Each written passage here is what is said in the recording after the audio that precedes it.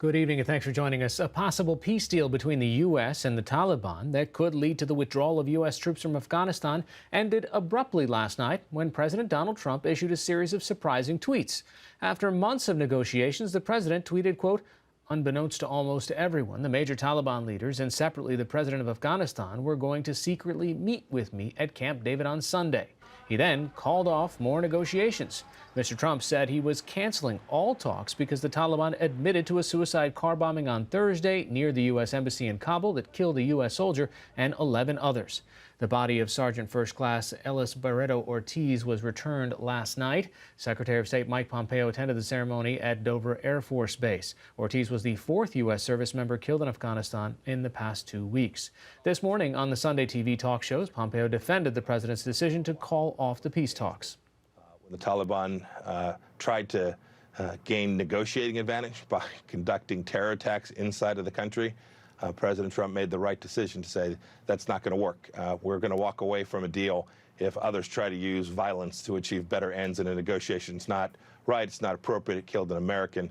And it made no sense for the Taliban to be rewarded for that kind of bad behavior. Joining us now from Afghanistan via Skype is Craig Nelson, Kabul bureau chief for the Wall Street Journal. Craig, were you surprised by the president's tweets? Yes, very.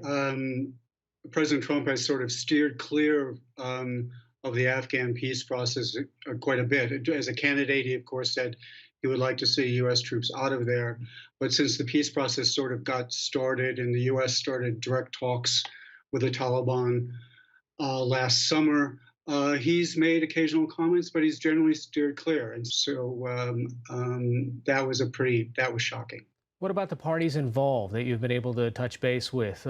Were they planning on having a meeting? The Taliban have said that they had received an invitation from President Trump last month to come to Washington to visit. The Taliban didn't specify a date today. The Afghan government sort of leaked information on Friday suggesting that they were going to go to Washington. There was no indication at all that they were going to meet with President Trump, and there was no indication that they were going to go to Camp David. So obviously, when there's a Camp David event, that's a very, very big deal. And President Trump obviously wanted to sort of try to bridge the differences and push this U.S. Taliban agreement over the line. Obviously, something has happened. The single American death from a suicide bombing on Thursday here in Kabul seems like a pretty flimsy pretext to call off the negotiations. As you well know, there are frequent bombings here. We've had at least 14 U.S. soldiers killed this year so far. So obviously something else is at play here, and it's not, the White House hasn't said exactly what that is. How were the talks progressing? I mean, over the past couple of months, we've heard that they're getting closer and closer. What were the final sticking points? We were there. We were there on Sunday. The U.S. chief U.S. negotiator to the U.S. Taliban talks that have been taking place in Qatar said that after 9 rounds of talks, he tweeted that we are at the threshold, and all that was needed at that point a week ago was President Trump's sign-off. The Ambassador Khalilzad, came to Kabul. Here he was excoriated by Afghan government officials and the president of Afghanistan, Ashraf Ghani, who feel that they resent that they've been left out of the talks, who feel like they're not getting adequate security guarantees from the Taliban.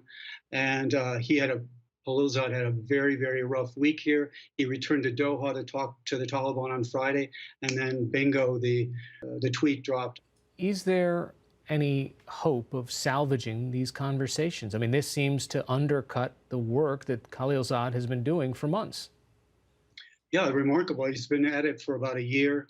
It's an important stepping stone to a comprehensive agreement to end this nearly 18-year war, which is America's longest war. He was almost there, so it's a real big setback. I don't think anyone thinks now. Certainly, the consensus is that there is no military victory here in Afghanistan. The U.S. and the Taliban have both conceded that no side is going to win. The Taliban controls more territory in Afghanistan than they have since the U.S. invasion in 2001. So the prospect of military victory is gone. They're going to have to talk. They're going to have to come back to the table at some point. Under what circumstances? How many people are going to die in the meantime? That's the question. All right, Craig Nelson, Wall Street Journal's Kabul bureau chief, joining us via Skype tonight. Thanks so much. You're welcome.